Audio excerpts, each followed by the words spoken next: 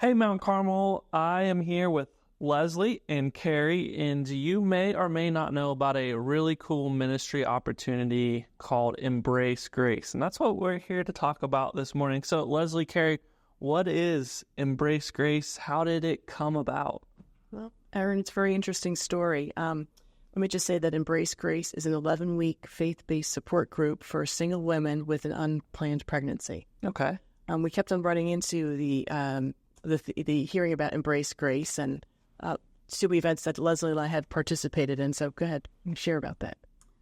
Well, two times within a week, both at a women's conference and then at a movie, we heard about Embrace Grace, and we never heard about it before. And we're like, do you think God's saying something to us?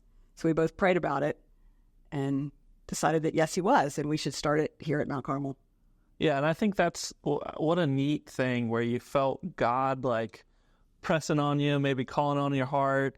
It was a new thing.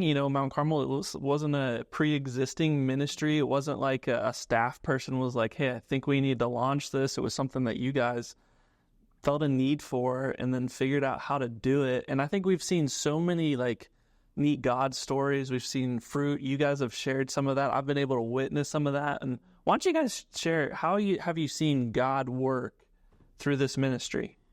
Well, a lot of our girls are completely unchurched. They come because they know that they're going to get a baby shower at the end, and they need that. So we have had an opportunity to see girls who knew nothing about God or Jesus find out about how much they are loved by him. Some of them have started attending some church services, an occasional activity. We had a girl this past semester who was baptized. Amazing. Yeah. But one of the things that we promote is a sense of community and support. Yeah. And I think they have found that. They all stay in touch with each other after the session is over. I'd like to read a note that one of our girls wrote for Embrace Grace. She said, "Thank you, Embrace Grace. I came to this group not knowing what to expect. I was in desperate need of help. I was so lost. I was 8 months pregnant and found myself as a single mom a few days before finding Embrace Grace. Everyone here has helped me mentally, emotionally, spiritually, and I gained an amazing support system in a time that I desperately needed it. I now feel loved. I feel enough. My journey is far from over, but now I have the love of God to guide me. I thank everyone from the bottom of my heart for everything. I'm truly appreciative." It's amazing. Yeah. I think I've been in the building a few times when Embrace Grace is gathering, and I truly have felt like this is like a family. I've felt that from the leaders, people that are helping facilitate it, to the moment that those ladies walk in the door to where you're sharing a meal and you're reading scripture. I got to be here for the baptism. Like it's really I felt like this is the church doing what God has called the church to do. I think it's amazing. So how would you encourage Mount Carmel, our people? How can they be a part of it? How can they be praying for Embrace Grace? How could they participate? There's a lot of different ways that Embrace Grace, I think, includes the church and needs the church. So what's the ask? Well, I'll talk about prayer, and then Carrie will talk about some volunteer opportunities. Most and foremost, we need prayer because our girls, most of them have very little family support at all. So we are their support. So pray that God sends us the girls that he has in mind to go through the program, and then pray for our girls and their situations, and that they will come to know Jesus. And also, we have started alumni get-togethers. Oh, awesome. So after they've graduated from Embrace Grace, to keep them coming, and so that they don't forget this is the church. We want them to plug in here. We have monthly get-togethers for all of our girls who come. That's amazing. Embrace Grace once a month here at the church. Yeah, so far we've had 20 girls go through the programs. It's incredible. And we want them actually physically in the church building so that they know that this is home. Yeah. And they feel connection.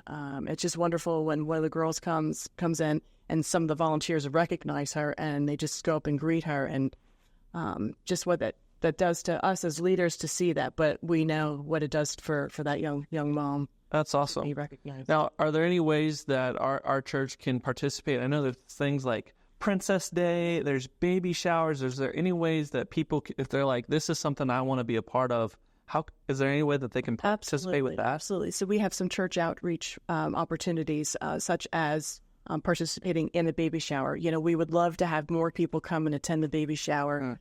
Also, we're just so grateful for the support that we've received in providing gifts for the baby showers. Yeah. We're going to need that to continue on. We're hoping to have a QR code in the future so that make it a little easier to purchase things off of the Amazon wish list. There's an opportunity to have a book club for Be Brave book club for just women, anybody in the church to really understand about the pro-love movement. Yeah. Love box packing or writing letters that will go into the love boxes that are distributed for free to the pregnancy centers in the area. That's awesome. I think, I was so encouraged, we're talking about the baby showers, and, I got to see the Amazon wish list. I got on there and I just saw everything that was being purchased, and it's amazing. And we'd invite you guys to be a part of that as well. That's what we're talking about. One of our, this is a great little story. At the baby shower, of course, we let them invite the baby daddy and family members. And so one of the baby dads said he saw all of the gifts up there, and he was like, who bought all this stuff? And we said, these are the generous people from our church. Yeah. Every single gift was bought by a generous member of this church. Yeah. And he was like, whoa. It's awesome. That's amazing. Embrace Grace is doing a lot. And so in closing, what would you say to our people, our church, about Embrace Grace? Well, pro-life is a stance. It's a vote. It's a belief. But pro-love is love in action. We need to be the boots on the ground, the hands and feet of Jesus. We need to be the church. We need to just make changes that are going to affect generations in the future. Yeah.